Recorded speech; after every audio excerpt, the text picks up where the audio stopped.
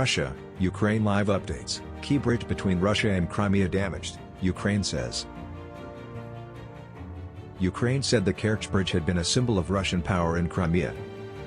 More than 6 months after Russian President Vladimir Putin launched an invasion into neighboring Ukraine, the two countries are engaged in a struggle for control of areas throughout eastern and southern Ukraine. Ukrainian President Volodymyr Zelensky, whose forces began an offensive in August, has vowed to take back all Russian-occupied territory. But Putin in September announced a mobilization of reservists, which is expected to call up as many as 300,000 additional troops. An explosion Saturday caused the partial collapse of a bridge linking the Crimean Peninsula with Russia, damaging an important supply artery for the Kremlin's faltering war effort in southern Ukraine. Russian authorities said a truck bomb caused the blast, which killed 3 people. The speaker of the Russian-backed regional parliament in Crimea immediately accused Ukraine of being behind the explosion. Moscow didn't apportion blame. Ukrainian officials have repeatedly threatened to strike the bridge and some lauded the destruction, but Kiev stopped short of claiming responsibility.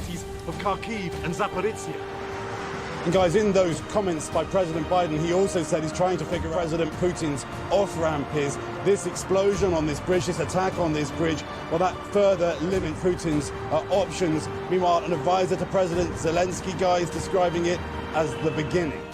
The explosion risked a sharp escalation in Russia's 8-month war, with some Russian lawmakers calling for President Vladimir Putin to declare a counterterrorism operation in retaliation, shedding the term special military operation that had downplayed the scope of fighting to ordinary Russians. The Kremlin could use such a move to broaden the power of security agencies, ban rallies, tighten censorship, introduce restrictions on travel, and expand a partial military mobilization that Putin ordered last month.